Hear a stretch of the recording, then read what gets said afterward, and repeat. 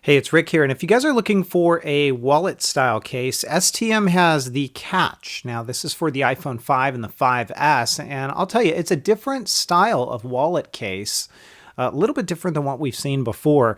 It all comes in the packing that you see right here, and it's available in a few different colors. I've seen it in black, purple, I believe white, and then charcoal. This is black right here. It's going to run you about $34.95.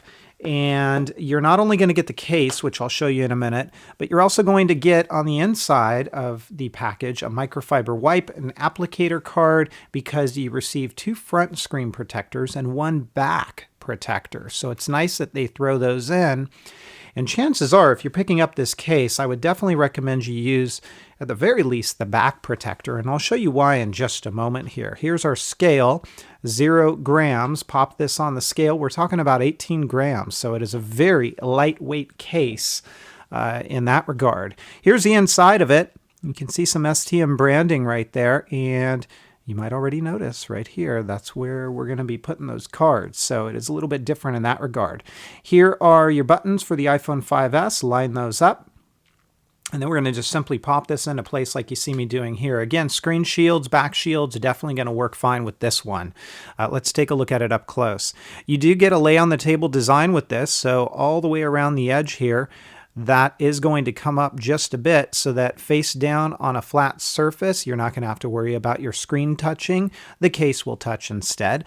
Down below here, it doesn't really droop. You can pull it down just a little bit, but I have no concerns about that stretching out over time, so it fits really well. Here's what it looks like along the side.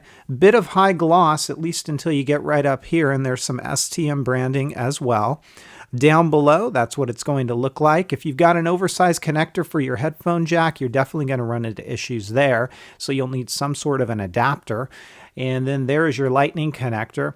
And again, if you're using an oversized lightning connector, third party maybe, you might run into issues there. You're not going to be able to dock this, mind you, either. Along this side, you've got button coverage for volume. There is your mute switch. Pretty easy to get to, really not much of an issue there. And there is your sleep awake power button. Now, the responsiveness of these buttons, it's definitely there. It does require just a little bit of extra force when you're pressing these buttons, but nothing too terrible. And you lose a slight bit of that clicky feel, at least on the volume buttons here. Let's take a look at the back side.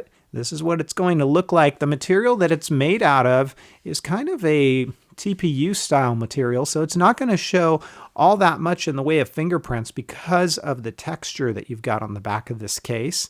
There's your camera cutout. No issue with whiteout or washout in photos or videos when the LED flash fires.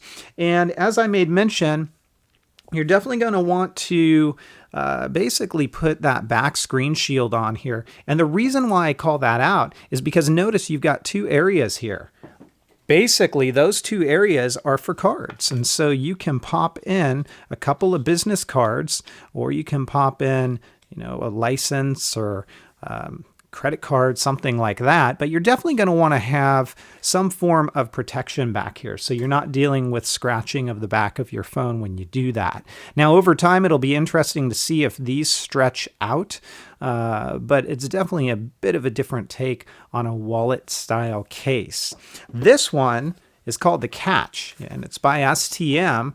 Again, it's going to run you about $34.95. I'm going to give it my 4 out of 5. If you guys have questions, comments, or feedback, as always, please feel free to let me know. You can also hit me up on Twitter at Metagamers, and I'll catch you next time. Take care, everybody, and have fun.